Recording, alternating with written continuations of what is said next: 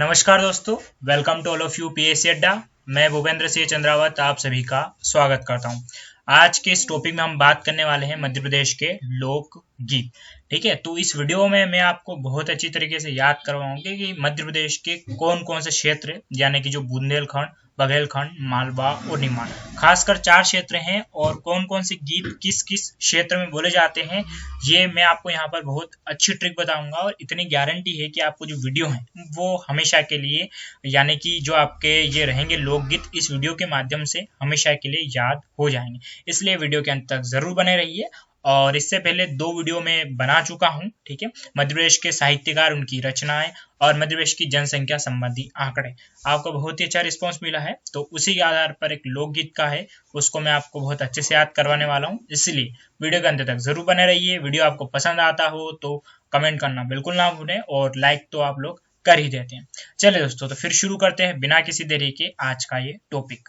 बात करते हैं हम लोकगीत की। और बता दूं कि ये जो पीडीएफ है लुसेंट की बुक से लिया है, आप लुसेंट की बुक से पढ़ सकते हैं। और एक चीज आप अवश्य करिए कि इस वीडियो के देखने के बाद आपके पास जो भी बुक हो या लुसेंट की बुक हो उसमें जाकर तत्काल ये ट्रिक फिट बिठा लीजिए, वरना आप यहाँ पर वीडियो देखेंगे और बाद में फिर भूल भी जाएंगे। इसलिए साथ ही साथ वीडियो के खत्म होने के साथ ही आप बुक से इन्हें जरूर याद कर ले। ये चीज आप जरूर करेंगे तो आपको फिर हमेशा के लिए याद हो जाएगा। चलिए शुरू करते हैं हम लोकगीत।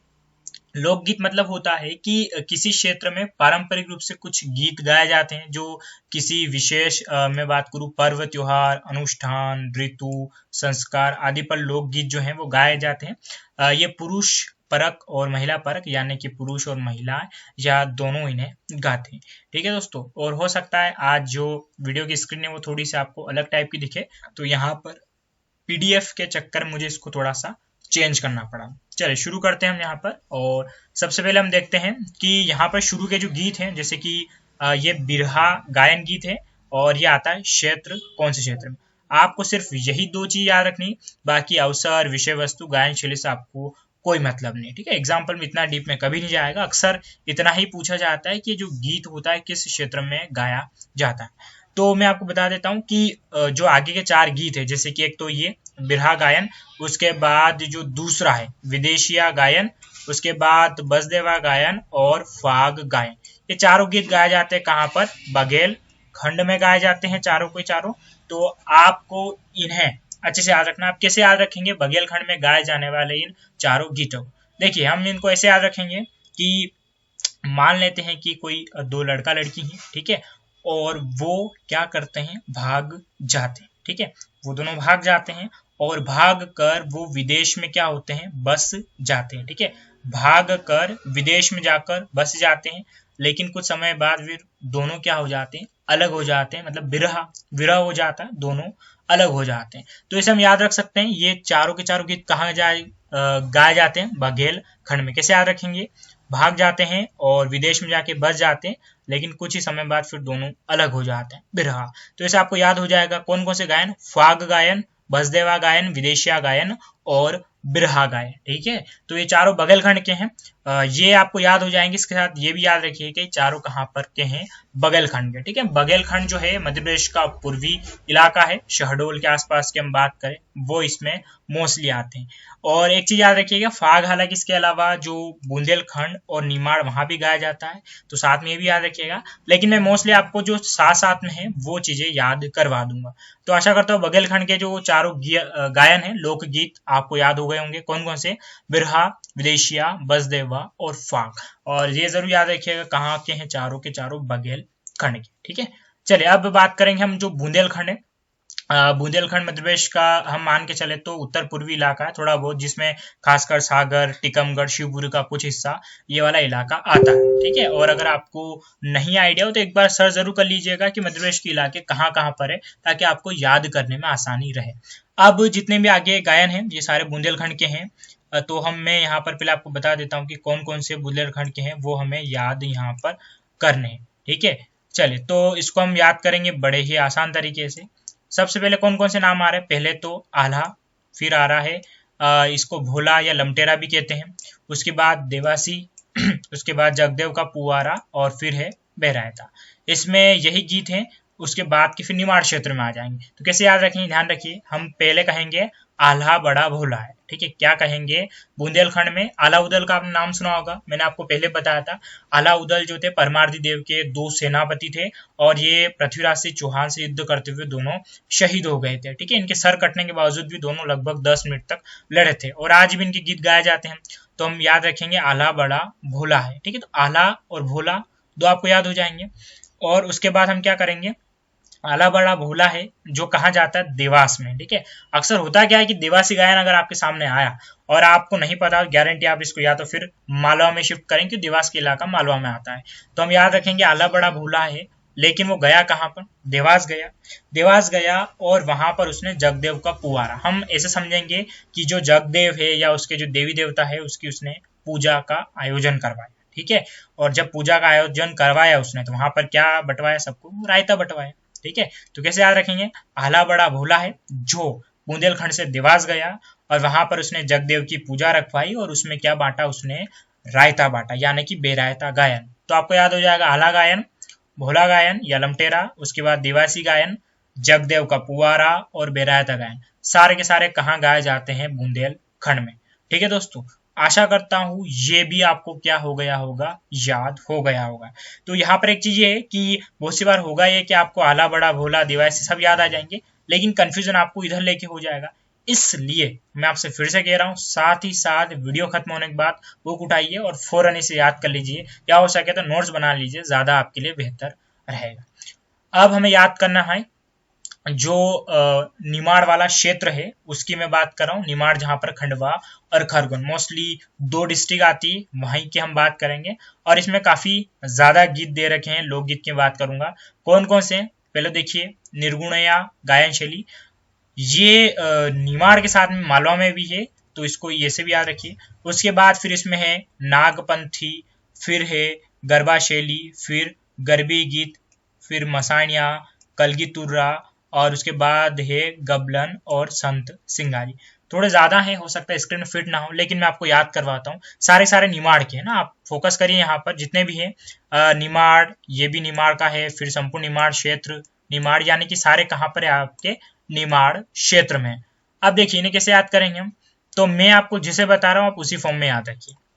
सबसे पहले 3 आपको अच्छे से याद रखना है, पहले गरबा, गरबी और गबलन। ठीक है, कौन कौन से, एक तो गरबा आपको कैसे याद रखना है, एक तो गरबा, दूसरा उसके बाद गरबी है ना। ठीक है, उसके बाद दूसरा कौन सा है, गरबी, और तीसरा गबलन। तो इनको ऐसे याद रखिए आप, गरबा, गरबी और गबलन। पहले ऐसे फ्लो में याद रखिए, कौन कौन से, गरबा, गरबी, गबलन, 3 आपको याद रखना है, ये आपको फ्लो में याद हो जाएंगे। उसके बाद मैं आपको बताता हूँ कैसे याद रखेंगे। देखिए संत सिंगा जी से आपको कनेक्ट करना है। संत सिंगा जी एक शख्स हैं और बड़े फेमस पर्सन है, इनके नाम से मेला भी लगता है खरगोन में, तो आपको ये याद हो जाएगा। संत सिंगा जी, संत सिंगा जी ने क्या किया, एक कलगी तुर्रा पकड़ा। कलगी अक्सर किसके की होती है, मुर्गे की। एक तो कलगी और दूसरा उन्होंने उठाया नागपंथी, यानी कि सांप, नाग। ठीक है, संत सिंगा जी ने क्या क्या लिया, एक तो उन्होंने लिया कलगी में बात कर रहा हूँ, एक तो उन्होंने ये लिया। ठीक है, उसके बाद में एक और उन्होंने क्या लिया, ये वाली चीज की हम बात करें, नाग पंथी उन्होंने उठाया यहाँ से 2। इन दोनों को उन्होंने क्या किया, उनको ले गए मसाणिया में। ठीक है, मसाणिया मतलब शमशान की बात करो, वहां पर दोनों को जलाया भुनाया। ठीक है, क्या किया, दोनों को जलाया भुनाया और लोगों में उन्होंने क्या किया, बांटना शुरू किया। मतलब इसको मैं ट्रिक बता रहा हूँ, इसे याद रखिए कि संत सिंगा जी जो है, ये संत सिंगा जी है, इन्होंने एक क्या लिया यहाँ पर, कलगी तुरा लिया, इसकी मैं बात कर रहा हूँ, और एक और लिया उन्होंने नागपंथी यानी सांप, दोनों को ले गए मसान में। यानी कि समझ सकते हैं कि उनके घर पे भट्टी नहीं थी, तो उन्होंने शमशान में जाके उनको जलाया। जब लोगों को खिलाने की बात आई तो सब लोगों ने कहा भाई हम तो निर्गुण पंथी हम नहीं खाते, क्या है, हम तो निर्गुण पंथी हम नहीं खाते। तो यहाँ पर संत सिंगा जी से आपको काफी ज्यादा कनेक्ट करना पड़ेगा। संत सिंगा जी से यहाँ पर एक तो ये, ठीक है, संत सिंगा जी वाला एक ये, उसके बाद उन्होंने क्या लिया, कलगी यानी कि मुर्गा उठाया, और एक और उन्होंने ऊपर क्या उठाया यहाँ पर, नागपंथी यानी कि सांप, ये लिया। उसके बाद इन्होंने क्या किया कि इन तीनों दोनों को ले जाकर जो मसान उसमें जलाया। जब लोगों बांटना शुरू किया, लोगों ने कहा हम तो क्या है भाई निर्गुण, हम ये सब नहीं खाते हैं। ठीक है, तो भाई संत सिंगा जी बहुत महान व्यक्ति हैं, लेकिन मैं ट्रिक के लिए बता रहा हूँ, कोई व्यक्तिगत रूप से उनका बिल्कुल ना ले। तो आशा करता हूँ निमाड़ के आपको सारे याद हो गए होंगे। इसमें कुछ ज्यादा है और हो सकता है स्क्रीन पे इतनी जगह नहीं, स्क्रॉल मुझे बार बार करना पड़ रहा है, तो हो सके तो आप लुसेंट की बुक अपने पास रखिए, इजीली याद हो जाएंगे। मैं एक बार लास्ट बार बता देता हूँ कैसे। एक तो आपको याद रखना है गरबा, गरबा, गरबी और गबलन, ठीक है। गरबा, गरबी और गबलन 3 याद रखिए। उसके बाद संत सिंगाजी को याद रखना है, इन्होंने क्या उठाया, कलगी यानी कि मुर्गा से याद रख सकते हैं। उसके बाद नागपंथी गायन, और इन सबको ले गए कहाँ पर, ये मसाणिया में, काय को गीत भी से कहते हैं, और सबको बांटा, सबने कहा भाई हम तो क्या है, निर्गुण है। ठीक है दोस्तों, तो आशा करता हूँ ये निमाड़ वाला आपको अच्छे से याद हो जाएगा। फटाफट से बोल देता हूँ, गरबा, गरबी, गबलन, संत सिंगाजी, कलगी तुर्रा, उसके बाद एक और जो ले गए नागपंथी, फिर मसाणिया और फिर निर्गुणिया। ठीक है दोस्तों, तो आशा करता हूँ यहाँ तक आपको याद हो गया होगा। अगर आपको ये समझ में आ रहा है, बड़ा मजा आ रहा है, तो फटाफट से मुझे कमेंट कर दीजिए और वीडियो को लाइक भी करते जाइए। चलिए दोस्तों, अब लास्ट जो इलाका बचता है वो बचता है मालवा क्षेत्र, ठीक है। और मालवा जो है काफी बड़ा इलाका है, मध्य प्रदेश का सबसे ज्यादा क्षेत्र यही है, और इसमें भी कुछ लोकगीत गाए जाते हैं, उनकी हम चर्चा कर लेते हैं। ठीक है, तो यहाँ पर कौन कौन से हैं ये सारे सारे, एक तो लावनी, दूसरा बरसाती, तीसरा भरथरी, देन उसके बाद में, ठीक है, संजा, फिर है हीड़, और फिर है ढोला मारू। अब देखिए दोस्तों, एक चीज याद रखिएगा, जो निमाड़ बुंदेलखंड सब में आते हैं उसको आपको थोड़ा एक्स्ट्रा याद रखना पड़ेगा। मैं मोस्टली वो बता रहा हूँ जो उस क्षेत्र में आते हैं। अब कैसे याद रखेंगे, हम ऐसे याद रखेंगे कि मालवा क्षेत्र में बरसात हो रही थी और बच्चे लावणी डांस कर रहे थे, है ना। एक लावणी डांस भी है, नृत्य, जो महाराष्ट्र में होता है ना। जो आपको पता होना चाहिए कि जो लावणी है वो डांस महाराष्ट्र में होता है, लेकिन ये क्या है, लावनी है, और ये क्या है, एक लोक गीत है। तो याद रखना आपको, बरसात में ऐसे हम याद रखेंगे ना, बरसात में कुछ बच्चे लावणी डांस कर रहे थे। लावड़ी डांस किस पे कर रहे थे वो, तो वो कर रहे थे ढोला मारू पर, यानी कि जोर जोर से ढोल बज रहे थे, जोर जोर से ढोल बज रहे थे ना। बरसात में जो बच्चे हैं वो ढोल पर जो है लावनी कर रहे थे।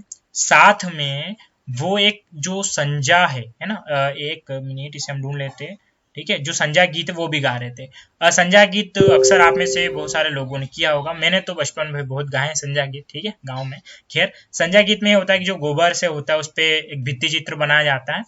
होता क्या है उस दौरान कि जब संजा गीत गाया जाता है तो बच्चे गांव में सब जगह घूम घूम कर जो है प्रसाद लेते हैं। तो बच्चे संजा गीत गाते जा रहे हैं और क्या कह रहे हैं कि भाई हमें तो क्या करो, आप भर भर के प्रसाद दो, यानी कि जो थोड़ा प्रसाद दे रहे उससे हमारा कुछ नहीं होने वाला, आप तो हमें भर भर के प्रसाद दो। संजा गीत के साथ में कह रहे हैं भर भर के प्रसाद दो। और एक और आपको याद रखना पड़ेगा, थोड़ा सा हिड़ गायन, यानी कि हुड़ दबंग भी वो गा रहे थे। चलिए एक बार मैं इन सबको कनेक्ट कर लेता हूँ, फटाफट से बताता हूँ कैसे याद रखना है। मालवा के जो बच्चे हैं बरसात में लावनी डांस कर रहे थे। लावनी डांस वो किस पे कर रहे थे, तो वो कर रहे थे ढोल बजते हुए, ढोला मारू पर ढोल बजते हुए डांस करते जा रहे थे, और संजा के गीत भी वो गा रहे थे। जब संजा के गीत गा रहे थे और संजा पूजा खत्म हुई तो उन्होंने कहा हमें भर भर के क्या दो, प्रसाद दो, यानी कि भरथरी गाया। और एक और लास्ट में आपको याद रख लेना है कि उसके बाद बच्चों ने कौन सा गाना गाया, हुड़ हुड़ दबंग वाला, यानी कि हिड़ गायन। ठीक है दोस्तों, चलिए तो यहाँ तक आशा करता हूँ आपको ये याद हो गया होगा, तो इसमें कोई कंफ्यूज होने की जरूरत नहीं है। इसके पीडीएफ में मेरा थोड़ा जो पेज है वो कम पड़ रहा है, इसलिए मुझे बार बार स्क्रॉल करना पड़ रहा, हो सकता है कुछ इश्यू हो, लेकिन मैं चाहता हूँ कि आप इसके लिए बुक ले लें और शायद उसके बाद वीडियो के सामने बैठे तो ज्यादा बेहतर रहेगा। चलिए दोस्तों, तो यहाँ पर जो लोकगीत थे 4 इलाके, मालवा, निमाड़, बुंदेलखंड, बघेलखंड को मैंने आपको याद करवाने की कोशिश की है। अगर आपको ये याद हो रहे हैं, वीडियो पसंद आ रहा है, तो भाई कमेंट करने में कोई कंजूसी बिल्कुल ना करें। आप कमेंट करेंगे तभी हमें प्रोत्साहन मिलेगा, और फिर इस लॉकडाउन के समय में मुझे पता है कि भी सभी जो जितने भी बच्चे मानसिक रूप से किन समस्या गुजर रहे हैं, तो आप भी बने रहिए, हम भी बने रहें, और फिर मजेदार तरीके से याद करते जाइए। चलिए दोस्तों, तो वीडियो यहीं समाप्त होता है। धन्यवाद।